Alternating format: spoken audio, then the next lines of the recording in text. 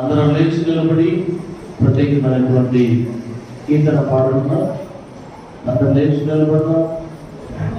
సడలిన కాళ్ళను కూర్చో, సడలిస్తుంది దిగిసిన కాళ్ళను కూర్చో. అలా చేశాను.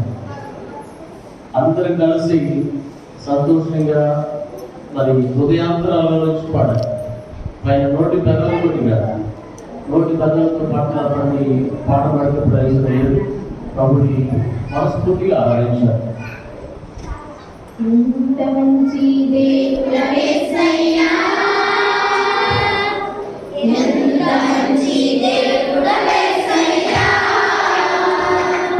చిచిత్రలన్నీ తీరేనయ్యా నీవే ఇంత మంచి దేవుడవేసయ్యా,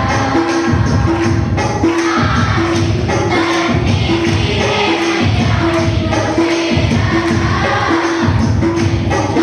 నీవే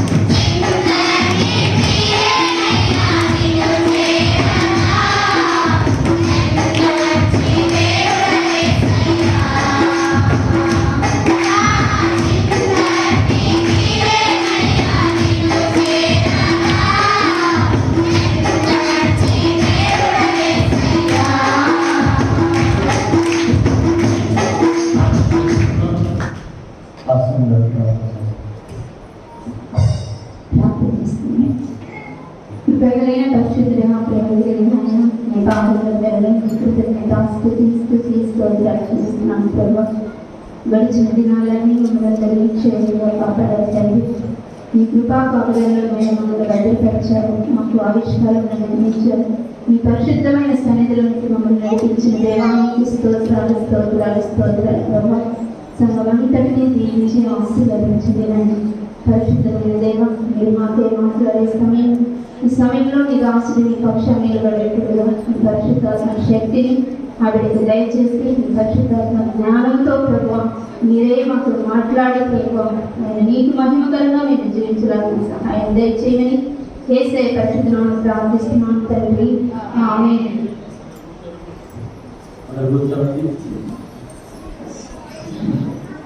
గడిచిన కాలాల్లో సమయాల్లో దేవుడి పిల్లగా దేవుడు మనల్ని అనేక మాటల ద్వారా హెచ్చరిస్తూ ఉన్నాడు. ఈ సమయంలో కూడా మరి పాపం గురించి గత వారము మనం బోధ చేసుకున్నాం. అది ప్రార్థన చేయకపోవడము పాపం, మేలు కలిగి ఉండి ఇతరులకు చేయలేకపోవడం పాపం, మీ హృదయమును కఠినపరుచుకోవడం పాపం, పరిశుద్ధాత్మకు విరోధంగా మాట్లాడడం పాపం, విశ్వాస మూలముగా కానిది ఏదైతే ఉన్నదో దానిని మనము ఆచరించడం చేయడం అది కూడా పాపం, ఆజ్ఞను అతిక్రమిస్తూ నడవడమే పాపం. పాపం అనేటువంటిది ఇన్ని విధాలుగా మన జీవితాలను ప్రశ్నిస్తూనే ఉంది. మన పాపం అనేటువంటి జీవితంలో ప్రభు అయినటువంటి పరిశుద్ధులైనటువంటి దేవాతి దేవునికి స్థానం ఇస్తే మనం ఎంతో దీవెనలు పొందుకుంటాం. దేవుని స్తోత్రం. అద్భుత రీతిగా ఆశ్చర్య రీతిగా దేవుడు మనల్ని సజీవులుగా ఉంచాడు, మనల్ని బ్రతికించాడు. మీకు దేవుని సన్నిధిలో నేను వారము మీకు జ్ఞాపకం చేశాను. యాకోబు చేతిలో ఏమన్నది? కర్ర ఉంది. ఆ కర్రతో ప్రయాణమైనటువంటి వాడు ఎక్కువగా దీవించబడి తిరిగి వస్తాడు. మోసే చేతిలో ఏముంది? కర్ర ఉంది, చిన్నదే, కానీ దేవుని కృపలో అద్భుతాలు జరిగించి ఇజ్రాయెల్ జనాంగాన్ని అవతలికి దాటించేంత వరకు సహాయపడ్డాడు. దేవుని స్తోత్రం. దావీదు చేతిలో కూడా ఏమీ లేదు. దావీదు చేతిలో రిక్తహస్తాలు ఉన్నాయంటే, దావీదు ఒక రోజున గొర్రె పిల్లను చంపడానికి సింహం వచ్చినప్పుడు గొర్రె పిల్లను చంపడానికి మరి ఎలుగుబంటి వచ్చినప్పుడు అనేక విధాలుగా ఆయన యుద్ధం చేసి వాటి మీద జయాన్ని పొందుకున్నటువంటి వాడు. దేవుని స్తోత్రం. పిల్లలు అలాగే మన జీవితాల్లో కూడా ఇవన్నీ ఉంటూనే ఒక చిన్న చిన్న సాధనాలైనటువంటి మనల్ని దేవుడు గొప్ప గొప్ప సాధనాలుగా మార్చగలడు. దేవుని స్తోత్రం చెప్తాం. ప్రియ దేవుని సంగమా, ఈ రోజున మీకు జ్ఞాపకం చేశాను. ఇంతకు ముందు ఒక దేవుడితో 1,88,000 మందిని సంహరించగలరు. ఎంతమందిని? 1,88,000 మందిని చంపేశారు. అలాంటి దేవదూత యేసయ్య గెత్సెమనే వనానికి వెళ్ళినప్పుడు ఆయనను బలపరచడానికి దిగి వచ్చిందంట. ఆ బలపరిచిన విధానంలోనే ఆయన ప్రార్థిస్తే అక్కడికి వచ్చినటువంటి సైన్యాన్ని చంపడము ఆయనకి ఏమి పెద్ద పని కాదు. దూత వచ్చి ఒక దూతే అందరినీ సంహరించగలరు, ఒక రాత్రే చంపేయగలరు. కానీ ఆ పని చేయలేదు అంటే అర్థమేంటి?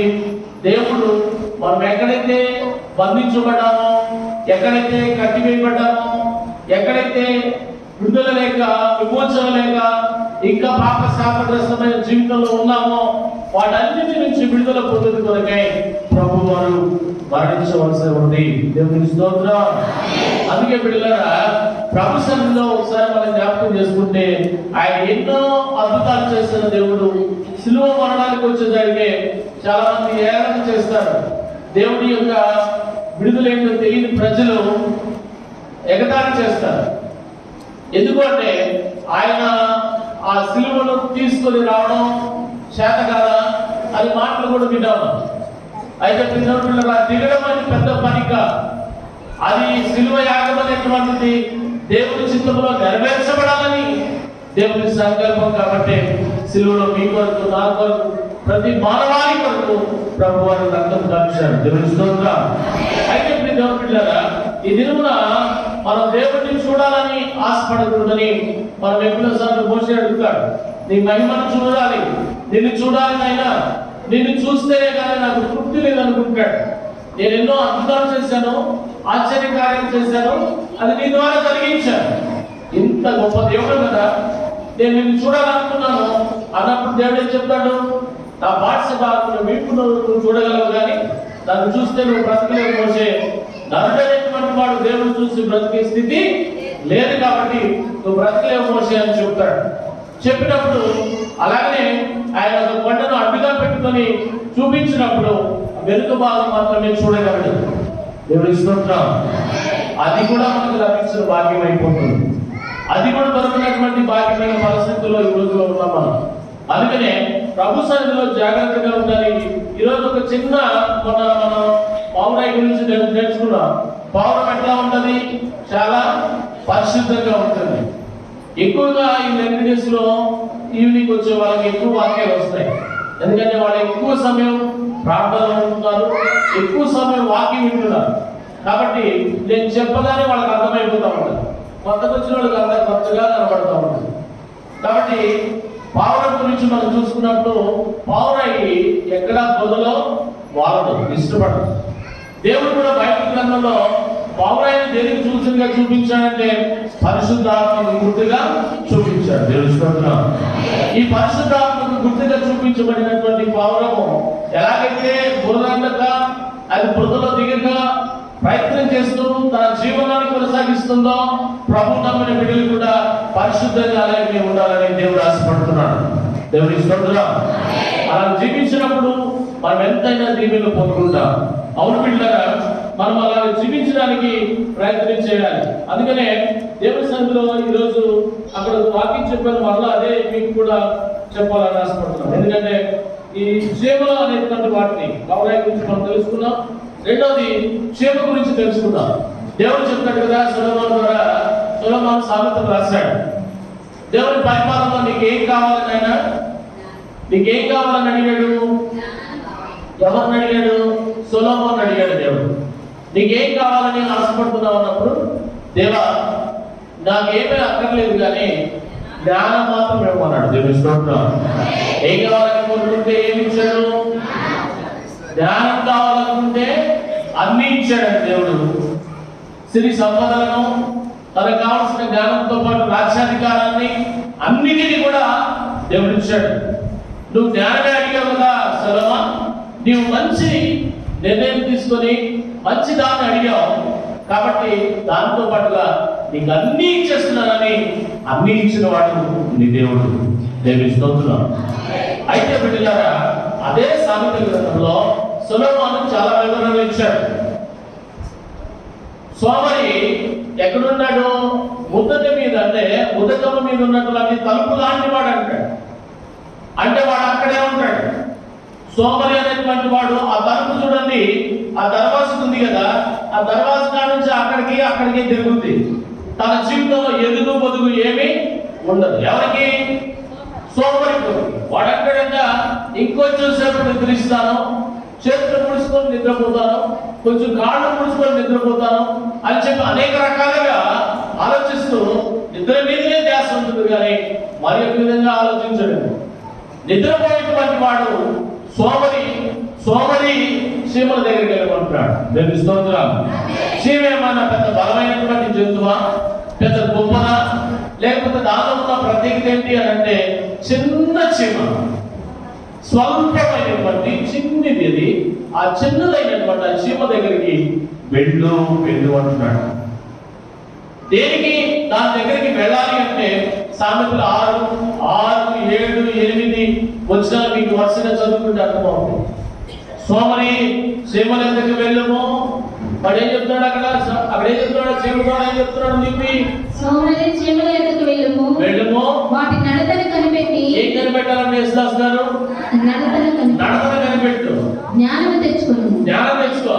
వాటికి న్యాయాధిపతి లేకుండా. వారికి ఎందుకు లేదు? న్యాయాధిపతి లేదు, న్యాయాధిపతి లేడు, జడ్జి లేడు, పై విచారణకర్త పోలీస్ లేదు, స్టేషన్ లేవు, అధిపతి లేకున్నాను. మీకు ఊళ్ళో ఉన్నట్టు పెద్దలు లేరు, అవి వేసవి కాలమందు మన పల్లెలో ఉన్నట్టు పెద్దలు లేరు. ఆహారం సిద్ధపరచుకున్నాను. ఎక్కడ కష్టపడుతున్నాయి? వేసవ కాలం కష్టపడుతున్నాయి. నేను స్తోత్రం. మనము ఒక పూట ఉంటే వారం రోజులు పడుకుంటాం, అవసరం లేదు పని. అది కాదు పిల్లరా, ప్రభు వాక్యం సెలవిస్తూ ఉన్నది. చీమలు అనేటువంటి జాతి కందిరీగలు చూసినటువంటిది 12,000 రకాల చీమలు ఉన్నాయి. ఈ 12,000 రకాల చీమల దగ్గరికి మనం పోవాల్సింది, నేర్చుకోవాల్సింది. అయితే వీటి జీవనం 60 రోజులు మాత్రమే. ఎన్ని రోజులు? 60 రోజులు. కేవలం 60 రోజులు బ్రతుకుతాయి. 60 రోజులు బ్రతికేటువంటి చీమకి ఎంత జ్ఞానం దేవుడికి ఇచ్చాడో దేవుని స్తోత్రం. ఎంత జ్ఞానం అంటే గొప్ప జ్ఞానం ఇచ్చాడు. శాస్త్రవేత్తలు, ఇంజనీర్లు, జ్ఞానవంతులు కూడా ఆశ్చర్యపోయేటువంటి జ్ఞానం ఇచ్చాడు వాడు. ఫస్ట్ గారు, మా ఇంట్లో భోజనం మీరు ఎందుకు తినరు, మీరు ఎందుకు చేయరు? సీమ కాడ ఉన్న శుభ్రం కూడా మనకు, సీమ గదిలో ఉన్న శుభ్రం కూడా మన దగ్గర లేదు. మన గవర్నమెంట్ ఇవాళ కాలనీ, చీమలు ఆటోమేటిక్గా కాలనీ కట్టుకుంటాయి. మిమ్మల్ని కట్టుకోమంటే మీరు కట్టుకుంటారా కాలనీ? గవర్నమెంట్ ఇస్తేనే కడతాము, లేకపోతే మనం అక్కడే కూర్చుంటాం. అక్కడి నుంచి అసలు లేవం, ఆ మురికిలోనే వెళ్ళిపోతాం. క్రైస్తవులు అనేటువంటి వారు, క్రీస్తుని ఎరిగినటువంటి వారు, నిత్యము నూతనత్వమైన జీవితం జీవించగలిగిన వాడే క్రైస్తవుడు. నిత్యము కూడా ఈ రోజు చేసిన తప్పు నా జీవితంలో మరలా రాకూడదు, ఈ రోజు చేసిన పనికి నేను మరి కొత్త పని నేర్చుకోవాలి అనేటువంటి వాడి క్రైస్తవుడు కానీ సోమరిపోతూ క్రైస్తవుడు కానీ కాదు. అందుకే పిల్లగా దేవుడు అన్నాడు కదా, చీమల దగ్గరికి పో, అవి మీకు పాటలు నేర్పుతాయి, గుణపాఠాన్ని నేర్పుతాయి. చీమ చిన్నదైనప్పుడు ఆ జీవితంలో చూసినప్పుడు అది ఇల్లు కట్టుకుంటే ఒక కాలనీ లాగా కట్టుకుంటే వెళ్ళిపోతుంట. అంటే ఒక బాట, దానికి ఒక రోడ్డు, లోపల గదులు, ఇళ్ళన్నీ కట్టుకుంటూ వెళ్ళిపోతాయి. ఏ చీమకి ఆ చీమే ఒక గది ఏర్పాటు చేసుకుంటారు. ఆ గది ఏర్పాటు చేసుకోవడమే కాకుండా అది శుభ్రంగా ఉంచుకుంటుంది, శుభ్రంగా ఉంటుంది. మరి మనము మన ఇల్లు ఎట్లా ఉంది? మన జీవితం ఎట్లా ఉంది? మన ఇల్లు దరిద్రంగా ఉంది, మన జీవితము దరిద్రంగా ఉంది. పాపభూయిష్టమైనటువంటి జీవితం, పరిశుద్ధత లేనటువంటి జీవితం, పవిత్రత లేనటువంటి హృదయాలు, ఇలాంటి హృదయాలు కలిగి మనం ఆరాధన చేస్తే మన జీవితాల్లో కూడా పరిశుద్ధాత్మ దేవుడు పనిచేయడం మానేస్తాడు. జాగ్రత్త సుమ. ప్రభు సన్నిధిలో దేవుని బిడ్డలారా, చీమల వలె చిన్నవాడైనటువంటి దావీదు గురించి, తర్వాత లుదియా గురించి బైబిల్లో మీకు చాలా మంది గురించి చెప్పాను. చిన్న చిన్న వస్తువులు వాడి వాడు గొప్ప గొప్ప విజయాలు సాధించారు. దేవుని స్తోత్రం. లుదియా ఏం వాడింది? సూది పరిచర్య చేసింది. ఆమె ఎంత చిన్న సూది, అది చిన్నదే సూది. ఆమె ఎవరెవరికి బట్టలు కుట్టిస్తుంటది? చక్కగా బీదలకి బట్టలు కుట్టిస్తుంటది, దేవుని యొక్క పరిచారకులకు వస్త్రాలు కుట్టిస్తూ ఉంటుంది. ఆ చిన్న సూది ఎంత గొప్ప పని అంటే చచ్చిపోతే బ్రతికించేంతగా దేవుని స్తోత్రం. సేవకుడు వచ్చి, తన శిష్యుడు, యేసయ్య శిష్యుడు వచ్చి తన ఇంటికి వెళ్ళి బ్రతికించేంతగా ఒక చిన్న సూది ఆమె జీవితాన్ని మార్చగలిగింది. ఒక చిన్న పని, ఇతరులకు మేలు చేసేటువంటి పని, ఇతరులకు సహాయం చేసేటువంటి పని, ఇతరుల క్షేమాన్ని కోరుకునేటువంటి పని నిన్ను బ్రతికిస్తుందని జ్ఞాపకం చేస్తుంది. అవును బిడ్డరా, మోసే చేతిలో కర్ర ఎంత పెద్దది అనుకుంటారు? అది కూడా చాలా చిన్నదే, కానీ ఎర్ర సముద్రాన్ని 2 పాయలుగా చేసింది. లక్షల మంది, కొన్ని కోట్ల గ్యాలన్స్ వాటర్ కావాల్సినటువంటి జనానికి ఆ నీళ్ళ దాహార్తిని ఒక కర్ర బంధుని కొడితే వచ్చి జీవజలం అందరూ కూడా తాగి బ్రతికినటువంటి వారు. గొప్ప కార్యం, చిన్న కార్యం చేస్తుంది. ప్రార్థన చేసుకుంటాడు మోషే, దేవుడికి ప్రార్థన చేయగల మోషే బలకించాలంటున్నాడు. మోషేతో మాట్లాడు దేవుడు, మోషే నీ చేతిలో ఏముంది నాయనా? నా చేతిలో ఓన్లీ కర్ర ఉందయ్యా, ఈ కర్రతో ఎందుకు నాకు ప్రార్థన చేస్తావు, దాన్ని కొట్టు అంటే మన దగ్గర ఉన్నటువంటి విలువైన ఆయుధాలు మన దగ్గర ఉన్నాయి. ఒక చిన్న ప్రార్థన అనేటువంటిది గొప్ప కార్యాలు చేయగలదు. ఒక చిన్న ప్రార్థన అనేటువంటిది గొప్ప అద్భుతాలు సృష్టించగలదు. దేవుని బిడ్డలారా, మన జీవితంలో ప్రార్థన అనుభవం వస్తే ఎన్ని గొప్ప కార్యాలు చూడగలరు. మనల్ని దేవుడు బ్రతికిస్తూనే ఉంటాడు. అందుకే సోమవారం దగ్గరికి వెళ్ళమన్నాడు, చీమల దగ్గర నేర్చుకోమంటున్నాడు. దేవుని బిడ్డలారా చూడండి, చీమలు చాలా సిద్ధపాటు కలిగి ఉంటాయంట. వేసవిలో ఆహారంలో ఈ బ్రతికిన 6 నెలలు, ఈ 6 నెలలకి ఏం కూర్చుకుంటాయి? 6 నెలలు బ్రతికేటువంటి ఈ చీమలకి 2 నెలలు 60 రోజులు, సారీ క్షమించండి, 60 రోజులు బ్రతికినటువంటి చీమ ఈ 60 రోజులకే ఇంత కష్టపడిపోతా? అవును బిడ్డారా, మనం ఆ పిల్లలు బ్రతుకుతున్నా కానీ కష్టం వస్తే ఎంతో బాధ. ఇప్పుడు అడ్డులు తోవడానికి మిషన్ వస్తే బాగుంటుంది, గుడ్డలు తోవడానికి మిషన్ వస్తే బాగుంటుంది మా ఇంట్లోకి. ఇంకా సుఖంగా ఉండడానికి ఏసీ కావాలా, కూలర్లు కావాలా, ఇంకా టీవీ బాగా పెద్దది రావాలా, డబుల్ గార్డులో పెద్దది పరుపు మీద నిద్రపోయి సుఖపడాలనుకుంటున్నాను. సో మన జీవితాన్ని అలవాటు చేస్తాం. సోమరితనం అనేటువంటిది మిమ్మల్ని వెక్కిరిస్తూ మీ జీవితాలను మృగి వెళ్ళడానికి వచ్చేటువంటి గొప్ప దరిద్రంలాగా మారిపోతుంది. మిమ్మల్ని మింగేసేటువంటి దరిద్రం అయిపోతుంది. సోమరితనము అలవాటు చేసుకునే దరిద్రం. అవి గ్రామం కలిగినటువంటివి గుర్తుపెట్టుకోండి. మనకి ఎన్ని పోలీస్ స్టేషన్లు ఉన్న గ్రామం లేదు, ఈ ఎంతమంది సంఘంలో పెద్దలు ఉన్న గ్రామం లేదు, ఎంతమంది న్యాయ వ్యవస్థలో జడ్జీలు ఉన్న గ్రామం లేదు. టౌన్ ఒకటి, మండలానికి ఒక పోలీస్ స్టేషన్ కలిసి ఊరికి ఒకటి పెట్టినా కానీ క్రమశిక్షణ మనకి రాదు. వాటిని చూసి తెలుసుకోమంటాడు. క్రమంగా వెళ్ళిపోతాయి. దేవుని స్తోత్రం. బుద్ధి లేని కన్నికలు ఉన్నాయి, 5 ఉన్నారు.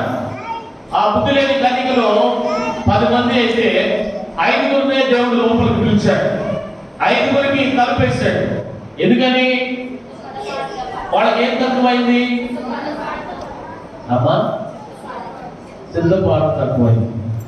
సిద్ధపాటు తక్కువ అంటే బుద్ధి కూడా తగ్గిపోయింది. ధ్యానం లేదు, తెలివి లేదు. ఎప్పుడైతే బుద్ధి తగ్గిందో, బుద్ధి లేకుండా పోయిందో, అప్పటికప్పుడు దూరం పెట్టుకున్నారు. అప్పటికప్పుడు కావాల్సినటువంటి ఆ సామాగ్రిని సమకూర్చుకుంటున్నారు. కానీ సిద్ధపడిన కన్యకలు ఎప్పుడైతే రెడీగా ఉన్నారో, బుద్ధి కలిగినటువంటి పరిశుద్ధులైనటువంటి స్త్రీలు, పురుషులు ప్రభు రాకడకు ఎప్పుడు రెడీగా ఉన్నారో, ప్రభు ఎప్పుడు వచ్చినా కానీ ప్రభు దగ్గరికి ప్రభుతో పాటు వెళ్ళిపోతారు. దేవుని స్తోత్రం. అందుకనే చక్కగా 5 కూడా వచ్చాడు. పెళ్లి కుమారుడు చక్కగా తీసుకొని లోపలికి వెళ్ళిపోయారు. మిగిలిన 5 గురించి ఏమన్నాడు? వాళ్ళు ఎవరో నాకు తెలియదు అన్నాడు. ఈరోజున సంగమ మనకు కూడా ప్రభు సన్నిధిలోకి వచ్చినప్పుడు సిద్ధపాటు కలిగి ఉంటారు. ఏం సిద్ధపాటు కలగాలి? చేస్తున్నారంటే చిరిగిపోయిన నోట్లన్నీ ఏమన్నాయో వాటన్నిటిని ఎత్తుకొని మరీ సిద్ధపడి కానుమేయాలి. ఇది సిద్ధపాటు. ఏది నీ ఇంట్లో పనికిరాదో ఆ పనికిరాని దేవునికి ఇవ్వడంలో సిద్ధపాటు. ప్రార్థన చేయడంలో సిద్ధపాటు లేదు, పాటలు పాడడంలో సిద్ధపాటు లేదు, వాక్యము ధ్యానించి వినాలనేటువంటి సిద్ధపాటు లేదు. ప్రభు మందిరానికి వస్తున్నప్పుడు మనం ఎంత క్రమంగా రావాలో తెలియనటువంటి సిద్ధపాటు. అందుకే సేవలు, చిన్న సేవలు ఎక్కడిపోండి, అది నేర్పుతాయి, మీకు గుణపాఠం నేర్పుతాయి. అవును పిల్లగా, అవి నేర్చుకుంటున్నటువంటి ఆ జీవిత పాఠాలను మనం నేర్చుకుంటే మంచిది. అందుకే పిల్లల సజీవుడైనటువంటి దేవుడు ఆత్మచేత రాయించు మాట. చీమలు చాలా ఐక్యత కలిగి ఉంటాయి. చీమలు ఏం కలిగి ఉంటాయి? ఐక్యత కలిగి ఉంటాయి. చీమలు క్రమశిక్షణ కలిగి ఉంటాయి. చీమలను చిన్న జీవులే, అల్పమైనటువంటి జీవులే. 1వ సమయాల గ్రంథంలో 17వ అధ్యాయం 33వ వాక్యంలో మీకు చిన్న వస్తువులో చెప్పబడినటువంటి మాట అక్కడ సెలవిస్తున్నాడు. నేను చిన్నవాడిని అనుకుంటున్నావా సౌలు రాజు గారు? దావీదు నీకు తెలియదు, గొలియాతు మహా డేంజర్. వాడు చిన్నప్పటి నుంచి యుద్ధం నేర్చుకున్నాడు. దావీదు, నువ్వు బాలుడమయ్యా, చిన్న బాలుడివి. బాలుడు అంటే ఎవరో లోక జ్ఞానం కూడా తెలియనటువంటి వాడు. చిన్న బాలుడివి, నువ్వేం చేస్తావు యుద్ధం అనినప్పుడు రాజా మందలో ఉన్నటువంటి గొర్రె పిల్లల మీదకి సింహం వచ్చింది. 17వ అధ్యాయం 33వ వాక్యంలో చదువుతూ ఉంటుంది. సౌలు ఈ ఫిలిష్తీని ఎదుర్కొని వానితో పోట్లాడుటకు నీకు బలం చాలదు నాన్న. నీవు బాలుడవు, నువ్వు బాలుడివి.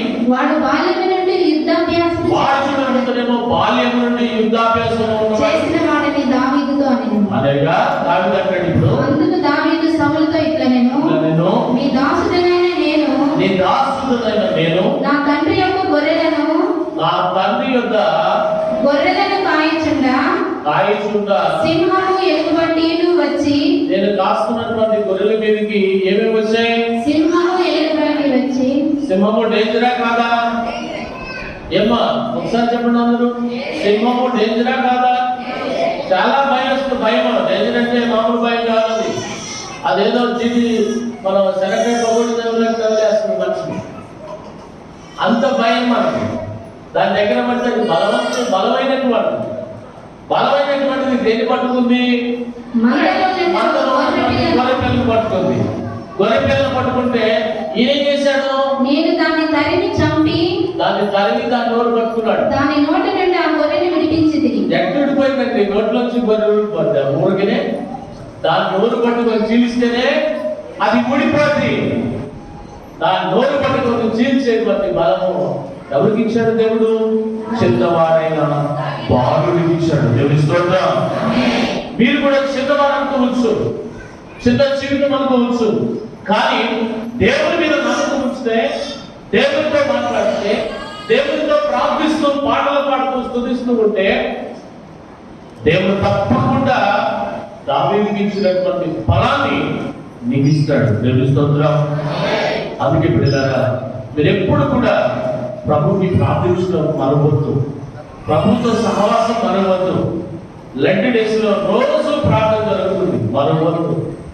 శుక్రవారం, శనివారం, బుధవారం ప్రతి క్రమము తప్పవద్దు. పరిచారకుల గురించి, దేవుడి బిడ్డల గురించి, వాక్యం చెప్పే వారి గురించి 52వ అధ్యాయ ప్రవచనం చక్కగా ఉంది. 53 దేవుడి గురించిన ప్రవచనం అంతా అక్కడ ఉంది. ప్రజలు చదువుతుంది. అయితే ప్రభు బిడ్డలమైనటువంటి మనము ఒక మాట జ్ఞాపకం చేసుకోవాలి. మనం ఎప్పుడు బలహీనులమో అప్పుడే దేవుడు అంటే మనల్ని బలపరుస్తాడు. దేవుని స్తోత్రం. భయపడదు దేనికి? సింహానికి భయపడదు, ఎలుగుబంటికి భయపడదు, నీ మీద దాడి చేస్తున్న దారిద్ర్యానికి నువ్వు భయపడదు. నీకు కావాల్సింది ఏంటంటే జ్ఞానం కావాలి, దేవుని జ్ఞానం కావాలి. మనుషుల జ్ఞానం వద్దు, మనుషులను నమ్ముకోవద్దు, దేవుని నమ్ముకో. 118 ఉన్నటువంటి మాట, నన్ను నమ్ముకున్నటి కంటే యెహోవాను ఆశ్రయించుట మేలు, రాజులను నమ్ముకున్నటి కంటే యెహోవాను ఆశ్రయించుట మేలు. మీ జీవితాలతో దేవుని ఆశ్రయించినప్పుడు అద్భుతాలు చూడగలరు. అటు కృప దేవుడు మీకు కలుసులేదు కదా. అందుకే మీరు దేవుడు బిడ్డారా, సైంటిస్టులు సైతము ఆశ్చర్యపోతారట చీమలు చూసినప్పుడు. ఆ చీమల మందరు చూసినప్పుడు ఆ వెళ్ళేటువంటి ఐక్యత బిడ్డారు ఒకే క్రమముగా. ఇప్పుడు కూర్చున్న వారికి క్రమం లేదు, కూర్చున్న మీకే మందిరంలో వరుసగా కూర్చోలేకపోయారు. అందుకే వాటి దగ్గరికి పోయి నేర్చుకోండి. ఎమ్మెల్యే గారు ఎక్కడికి పోయి నేర్చుకోవాలా? చీమల దగ్గరికి పోయి నేర్చుకోవాలి. ఎందుకని నేర్చుకోవాలా? వాటికి క్రమం ఉంది, వాటికి న్యాయాధిపతి లేడు, తీర్పు తీర్చేవాడు లేడు, వాటివన్నీ కూడా క్రమంగానే జీవిస్తున్నాయి. నీవు నేను కూడా క్రమముగా ప్రభు సన్నిధిలో ఉండాలి, మర్యాదగా ప్రభుని ఆరాధించాలి, సేవించాలి. భయము భక్తి కలిగి ఆయనను సేవించినప్పుడు మనల్ని కూడా దేవుడు జీవించున్నాడు. క్రమశిక్షణ ఉంది చీమలకి, ఐక్యత ఉంది చీమలకి, అదేవిధంగా దేవుడు బిడ్డారా సిద్ధపాటు ఉంది చీమలకి. మరి చిన్న చీమలే కానీ అవి చురుకుదనం కలిగి ఉన్నాయి, కష్టపడే తత్వం కలిగి ఉన్నాయి. చీమలు జ్ఞానము కలిగి ఉన్నాయి.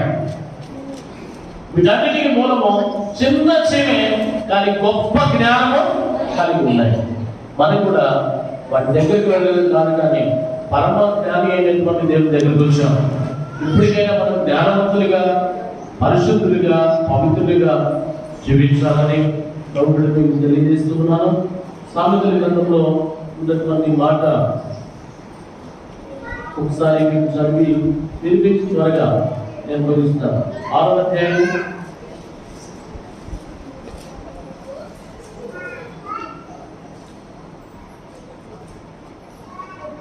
9-10 వచనాలు చూడండి. సోమరి ఎందాక నీవు పండుకొని ఉందువు, ఎందాక పడుకుంటావు సోమరి? ఎప్పుడు నిద్ర లేచెదవు? ఎప్పుడు నిద్ర లేస్తావు? ఇక కొంచెం నిద్రించదనని ఇక లేనమ్మా సోమరులారా. కొంచెం ఎంతసేపు నిద్రపోతారు తల్లులారా? కొంచెం సేపు చేతులు ముడుచుకొని పండుకొందుదని ఇంకాసేపు చేతులు పుడుచుకొని నీ పడుకుంటా మనసుందు. నీ మనసుందు అందుచేత దోపిడిగాడు వచ్చినట్లు, ఎవరు వస్తారంట మీదకి? దోపిడిగాడు వచ్చినట్లు, అంటే దొంగడు వచ్చినట్టే. దొంగడు వచ్చినట్టే ఏమొచ్చి పడింది? దారిద్ర్యముని ఎంత సాయంత్రానికి వచ్చేసరికి పప్పు లేదు. నేను తీసిరేసిన పొయ్యి మీద వెళ్ళిపోతాను. ఇంగ్లీష్ కష్టమే. ఎక్కడ అంటే పని చేయకపోతే ఏమొచ్చింది? దరిద్రం వచ్చిందమ్మా, దారిద్ర్యం వస్తుంది. దయచేసి ఇప్పటికైనా దేవుని సన్నిధిలో కష్టపడండి. దేవుని పని కొరకు కష్టపడండి. మీ కొరకు మీరు కష్టపడండి. ప్రభువుగా మీకు తెలియజేస్తున్నాం. దేవుని మాటలు మన వెనుకలో తెలియచడానికి చెవులు మాట, చురుకైనటువంటి జీవితం, మెలకు కలిగినటువంటి జీవితం, చురుకైనటువంటి జీవితం. మనం జీవించినప్పుడు మనకి ఏ మేలుతో పోయిందో. అవును బిడ్డరా, మీ హృదయాన్ని దేవుని దగ్గర కఠినపరచుకోవద్దు. మీ హృదయాలను దేవునికి అర్పించుకోండి. మరి అదేవిధంగా పరిశుద్ధ ఆత్మకు విరోధముగా, పవిత్ర ఆత్మకు విరోధముగా ఎవరు కూడా మాట్లాడవద్దు. మాట్లాడి మీరు శాపగ్రస్తులు కాదు. అవును బిడ్డరా, గెచ్చమనే వనములో దేవుడు వాక్యము, ఒలీవ కొండ దగ్గర వాక్యం చెప్తాడు. గెచ్చమనే వనంలో రోజు అలవాటు చొప్పున ప్రార్థన చేస్తాడు. ఆయన ప్రార్థన చేస్తున్నాడంటే ఆయన ఎంత గొప్పవాడు చూడండి. ఈ రోజున మనం చాలా మంది ఎందుకు ఉపవాసం ఉండాలి? చాలా మంది డౌట్, చాలా మంది ప్రశ్నలు. అసలు యేసయ్య మన కోసం ఉంటే, మనల్ని గడుపు నిండా తిని నిద్రపోమని చెప్తుంటే, ఆయన ఉపవాసం మన కొరకు కష్టాలు పడితే మనల్ని శుద్ధంగా ఉంచడానికి కదా అని చెప్పి ఉపవాసాన్ని తక్కువ చేస్తూ ఉంటాం. అవును కదా, మన జీవితంలో గుణపాఠం ఏంటంటే, ప్రభువారు 8 దినాలు ఉపవాసం ఉన్నాడు, 40 రోజులు ఉపవాసం ఉన్నాడు. ఎందుకు తెలుసా? ఈ లోకంలో ఆయన అద్భుత స్వార్థలు సాధించడానికి, అద్భుతాలు జరిగించడానికి, ఈ లోకంలో జీవించడానికి, అపరిమితమైనటువంటి సేవ, ఎక్కువ సేవ జరిగించడానికి, ఎక్కువ అద్భుతాలు జరిగించడానికి, మరి ముఖ్యంగా దేవుని యొక్క శిలువ శ్రమను అనుభవించడానికి ఒక అనుభవం ఉన్నాడు దేవుడు. ఆ అనుభవం ఏమిటంటే ఉపవాస ప్రార్థన. దేవుని స్తోత్రం. దేవుడు ఉపవాసం ఉండి ప్రార్థించడం చేత ఈ లోకంలో ఉన్న పాప భారం అంతటిని కూడా ఆయన మోయడానికి ఆ ప్రార్థన అవసరత ఉన్నది. ఆ ప్రార్థన మన జీవితానికి ఈ రోజు కూడా అవసరత ఉన్నది. ఆ ఉపవాస ప్రార్థనే మనల్ని బ్రతికిస్తుంది. ఆ ఉపవాసమే మనం తగ్గించుకునే విధానం చేస్తుంది. ఉపమనగా మీ అందరికీ తెలుసు. అంటే ఉపమనగా ఉపర్చించుకోవడం అంటే వదిలేసేది. అన్నం వదిలేస్తామని కాదు, అన్నం వదిలేయటం ఉపవాసం కాదు. నూతన నిబంధన మనకు చాలా వదిలేయమని చెప్తాం. పాప జీవితాన్ని వదిలేయమంటుంది, పాపపు మాటలను వదిలేయమంటుంది, పాపపు చూపులను వదిలేయమంటుంది, ఈ లోక సంబంధమైన ప్రతి పాపపు కార్యాన్ని విడిచిపెట్టమంటుంది. ఉపవాసంలో ఉన్నటువంటి దేవుని యొక్క నివాసము దేవునికి దగ్గరగా, అతి సమీపంగా మీరు జీవించమని చెప్తుంది ఉపవాసం. దేవుని బిడ్డలారా, మరి అలాంటి ఉపవాస ప్రార్థన అది నీ కొరకు నా కొరకు పడిన ప్రతి శ్రమను ధ్యానం చేస్తున్న ధ్యానాంశాలకి మీరు రాలేకపోతున్నారు. దయచేసి ప్రతి ఒక్కరు రావడానికి ప్రయత్నం చేయండి. మీ ఉపవాస ప్రార్థన మీ కుటుంబానికి దీవెన, ఈ సంఘానికి దీవెన, ఈ గ్రామానికి కూడా దీవెన, ఈ దేశానికి దీవెన. మీరు ప్రార్థించండి.